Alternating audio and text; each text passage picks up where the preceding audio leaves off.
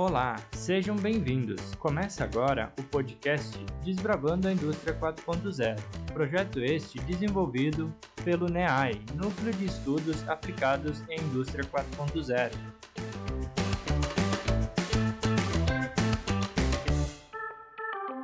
Sejam bem-vindos ao podcast Desbravando a Indústria 4.0. Sou o David Fernandes e hoje temos como convidado o professor Alejandro Martins Rodrigues. Tudo bem, professor? Tudo bom, David? O professor Alejandro é associado ao Centro de Engenharias da UFPEL, o CENG, graduado em Engenharia Industrial Mecânica pela UDELAR, em Uruguai, com mestrado e doutorado pela CNPq. Atuou no desenvolvimento de projetos em diversas áreas, tais como extração de conhecimentos, identificação de fraudes, gerenciamento de risco, rastreabilidade, gestão da manutenção e gestão de processos. Além disso, presta assessoria às empresas de tecnologias incubadas no Parque Tecnológico de Pelotas. Sabemos que as tecnologias da indústria 4.0 beneficiam as organizações, pois permite uma análise contínua dos equipamentos e um monitoramento inteligente. Dessa forma, hoje abordaremos nesse podcast o tema Gestão da Manutenção 4.0. E para darmos início a esse tema, professor, poderia nos explicar o que seria a gestão da manutenção e qual a sua importância para a indústria 4.0 nos dias de hoje?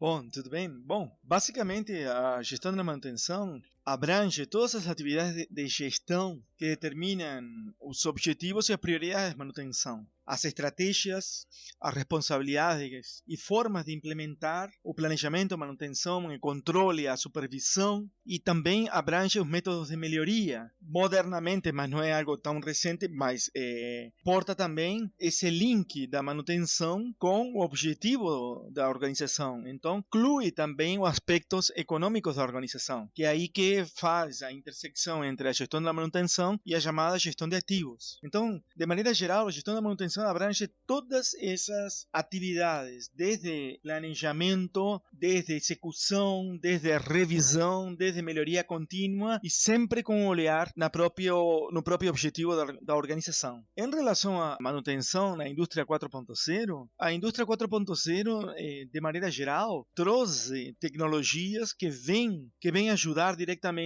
que essa gestão da manutenção se torne mais eficiente e naturalmente mais eficaz. Tem tecnologias que podem antecipar falhas, tem tecnologias que podem comunicar máquinas, tem tecnologias que a partir das tecnologias se pode compreender melhor a máquina, se pode integrar melhor o processo, facilita também os aspectos da melhoria contínua. Ou seja, de maneira geral, temos uma maior interconexão, um maior conhecimento das máquinas e um uso mais efetivo com os mesmos resultados. E teria algum desafio que essa manutenção de hoje em dia 4.0 enfrenta dentro das indústrias? Sim, como todas novas tecnologias, digo novas, não é uma palavra, mas como todas tecnologias que vão permeando dentro da indústria, também dentro do setor de serviços, há desafios. Eu citaria dois dos mais importantes. Uma é o conhecimento em si, não? Ou seja, você tem essa nova tecnologia, mas tem que ter diretamente pessoas qualificadas.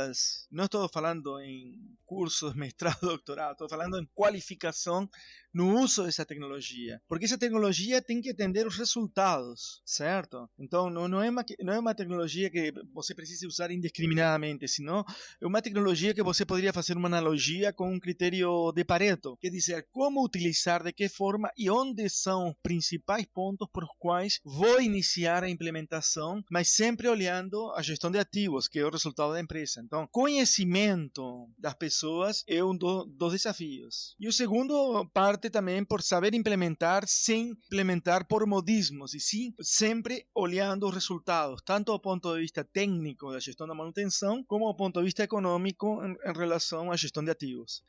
Sim, professor. E quais os benefícios relacionados à manutenção preditiva, nesse caso, traria para a indústria 4.0? Bom, na gestão da manutenção, a gestão da manutenção preditiva é uma estratégia bem eficiente, não? Lembrando que temos, dentro das principais tipos de gestão da manutenção, temos a corretiva, planejada e não planejada, preventiva, baseada em tempo e baseada na condição, e a manutenção preditiva. Então, a manutenção preditiva é aquela que antecipa, que vai antecipar diretamente onde que vão estar as falhas. E essa antecipação antecipação é fundamental. Por quê? Porque me permite um uso maior do equipamento sem parada de serviço, não? Porque, por exemplo, se nós trabalhamos com a manutenção corretiva não planejada, bom, diretamente houve uma quebra, não foi planejada. Se nós trabalhamos, por exemplo, com a manutenção corretiva baseada no tempo, essa manutenção muitas vezes resulta cara, porque às vezes estamos trocando peças que não precisaríamos diretamente, ou estamos desmontando e montando novamente uma máquina e temos uma parada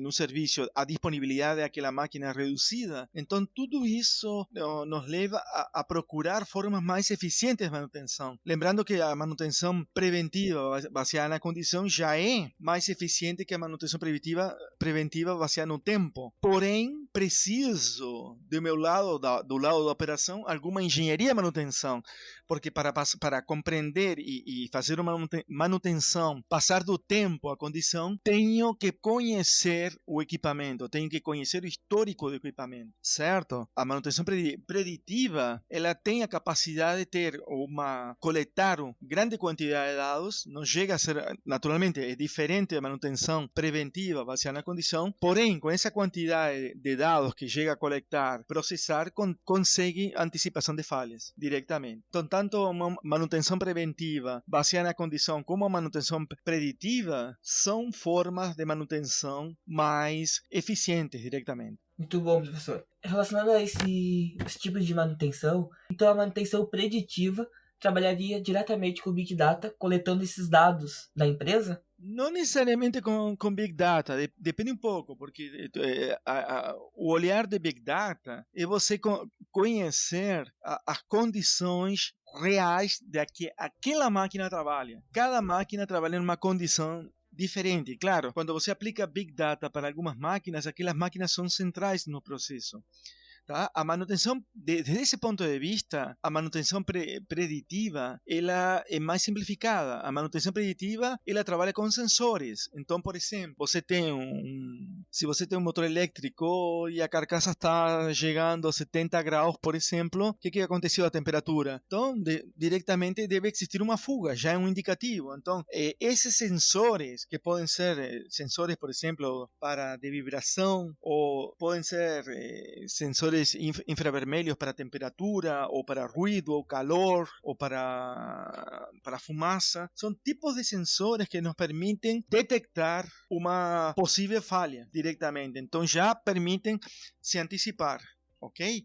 Então, às vezes, pode ser, nesse caso, a manutenção preditiva, pode-se trabalhar integrado a Big Data ou não, diretamente. A manutenção preditiva, por exemplo, pode realizar uma análise de lubrificante diretamente. E isso ser um indicativo de manutenção diretamente, ok? A manutenção, quando se trabalha com data, grande volume de dados, é principalmente para conhecer efetivamente como é o funcionamento da máquina em determinadas condições de carga, certo? Isso serve muito para a compreensão da máquina e principalmente para revisar, por exemplo, a manutenção preventiva de forma tal de passar a uma preventiva mais baseada na condição diretamente e conhecer o que está acontecendo com a máquina, por que essa máquina requer sucessivas ordens de manutenção. Será que isso aí é um erro no projeto? Será que isso está devido à última ordem de manutenção, que, por exemplo, bomba e motor elétrico não ficaram bem alinhados? Será que tem alguma condição que está determinando esse comportamento da máquina? Então,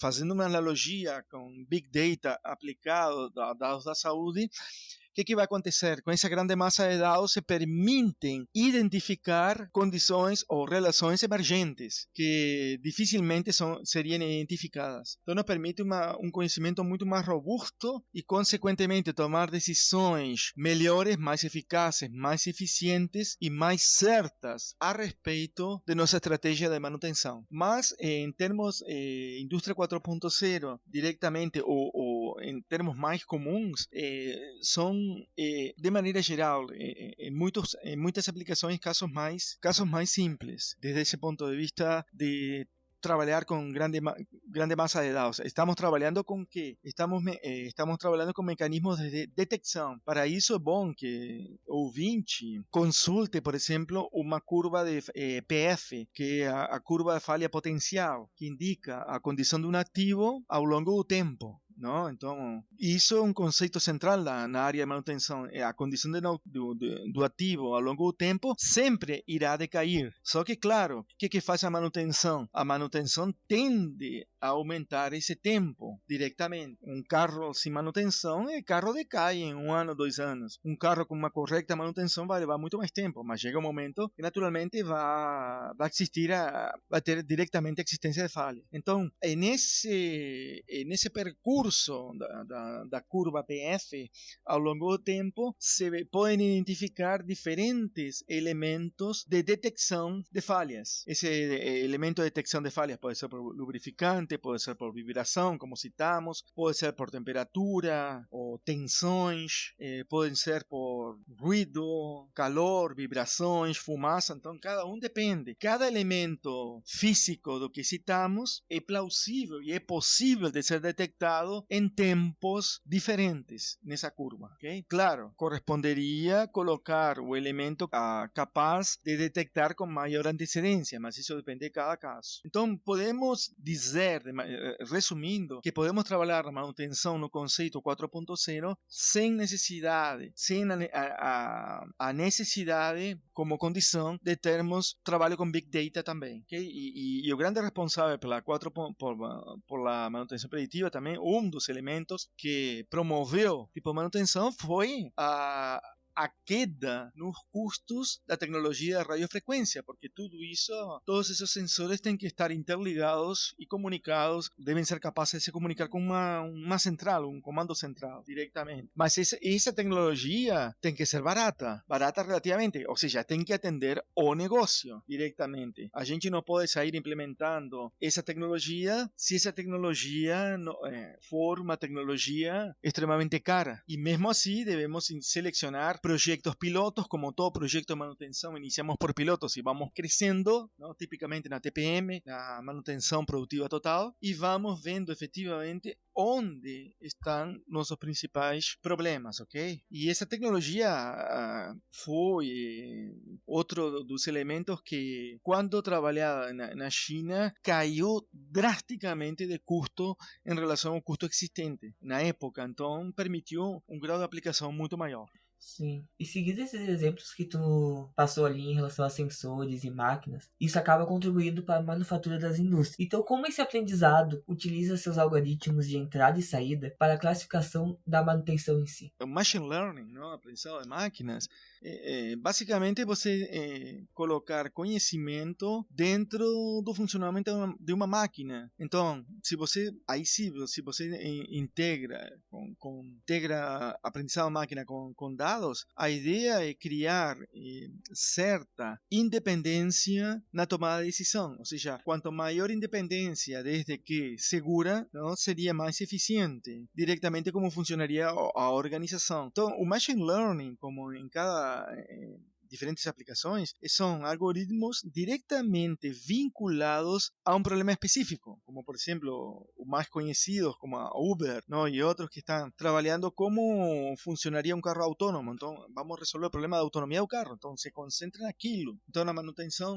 também prescritiva, a ideia é compreender o que está acontecendo com a máquina a partir dos dados coletados e a partir da experiência para prescrever diferentes tipos de ação. Isso nos torna mais eficientes diretamente. E os algoritmos são implementados das maneiras mais diversas. Pode ter raciocínio baseado em casos, pode ter um mini sistema de regras como sistema especialista, pode ter uma rede neural que faça um relacionamento entre entrada e saída, ou pode ter integridade como um sistema híbrido, parte do problema resolvido por um tipo de ferramenta, parte por outro diretamente. Depende Mas a lógica do algoritmo, o algoritmo tenta reproduzir a lógica de alguém que conhece a máquina e alguém que está assegurando o correto funcionamento dessa máquina. Ou seja, tenta reproduzir e integrar esses dados dentro de um conhecimento humano na execução de alguma solução diretamente. Machine Learning. Ou seja, em IA muitas vezes se coloca, que eu não concordo muito, mas se coloca como caixa preta. Por que caixa preta? Porque muitas vezes você está preocupado em resolver aquele problema. Então, resolver aquele problema pode usar uma, duas ou uma combinação de ferramentas até dizer, bom, realmente está funcionando de acordo adequado. Há uma prescrição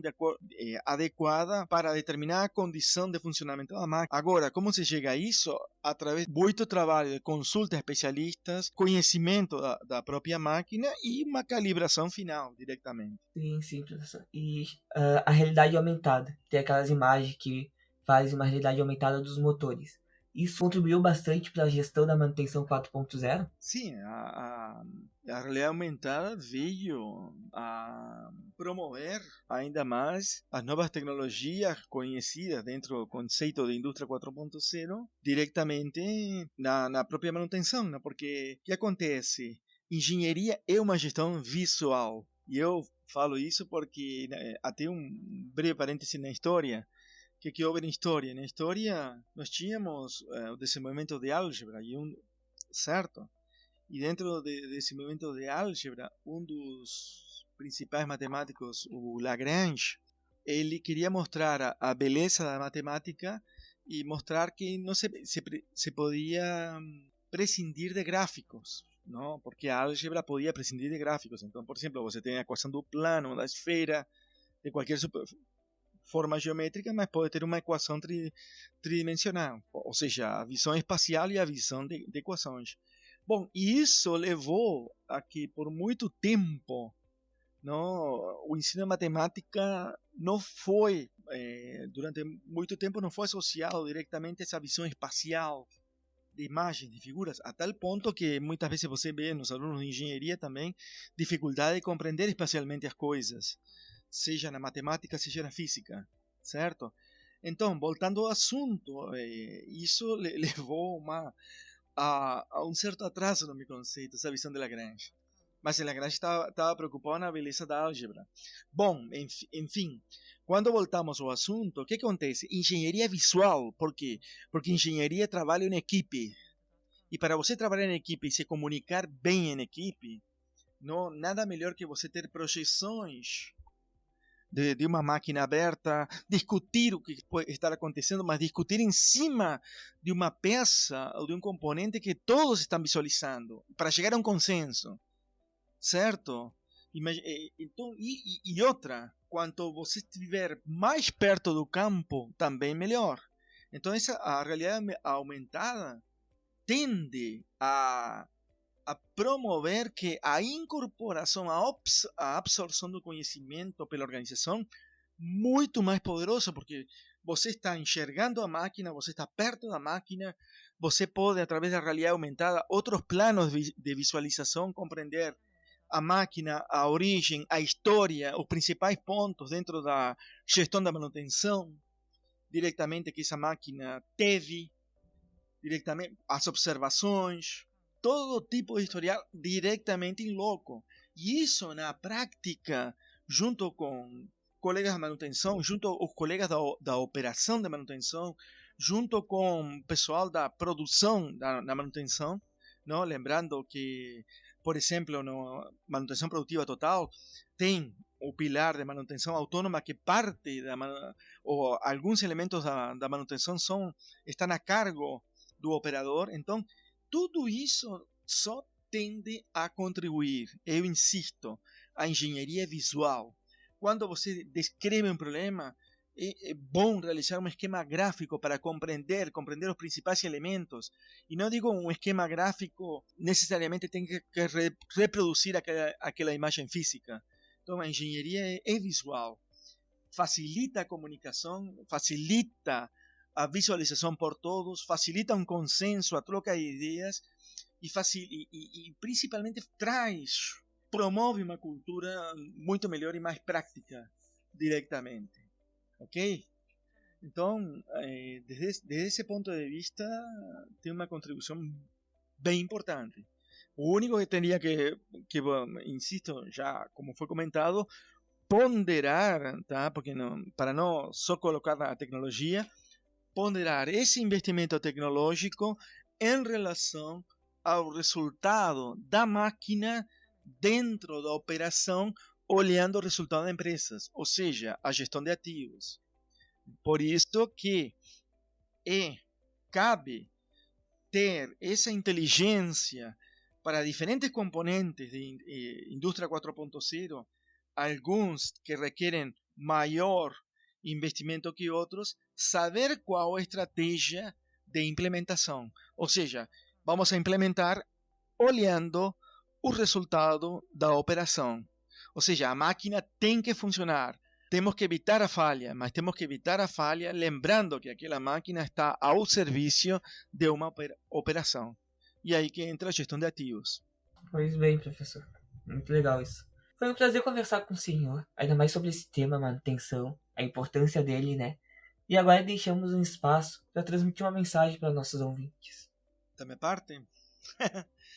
Bom, engenheiras, engenheiros, todos terem das mais diversas áreas, mas prestar atenção nos processos de engenharia, começar a realizar estágios não obrigatórios, ter essa vivência e sempre em termos até de protótipos, mas que coloquem a mão na massa, porque vocês vão começar a ter esse raciocínio de saber implementar as questões de engenharia directamente, porque es un mundo. Y para ir dominando ese mundo, nada mejor que iniciar cedo como estudantes de engenharia, não? Tem muitas e muitas oportunidades, como citei no início. Um dos gargalos é a parte de conhecimento, mas podem ter certeza que as tecnologias que vingam são aquelas tecnologias que são eficientes. ¿Qué me refiero a eso? Utilizan poco de un recurso escaso y mucho de un recurso abundante. Esas son las tecnologías que vengan. Y pueden tener certeza que a indústria 4.0 veio para valer. Então sempre vai estar em maior ou menor grau sendo implementada diretamente em uma empresa. E o resultado, quando bem implementada, é um processo muito mais eficiente, com uma manutenção bem mais eficiente, que vai diretamente para uma predição ou uma manutenção baseada na condição diretamente, e com melhores resultados, menores custos e muito maior disponibilidade. Então veio para valer. Então é uma área super importante, e é uma área que deveriam, no meu entendimento, se o conselho fosse bom, a gente vendia, não? Mas quanto antes iniciarem melhor, até porque há uma convergência nas engenharias, certo? Vamos a ter, por exemplo, engenheiros de produção trabalhando com controle de automação, engenheiros de controle de automação trabalhando diretamente com manutenção. Há uma convergência diretamente que essa tecnologia traz. E é muito importante ter e adquirir esse conhecimento e provocar. Em outras palavras, às vezes a academia vai um pouco mais lento. Não esperem por isso. Não esperem por isso, porque o mundo de oportunidades já está aí. E no Brasil, em primeiro lugar. Basicamente isso.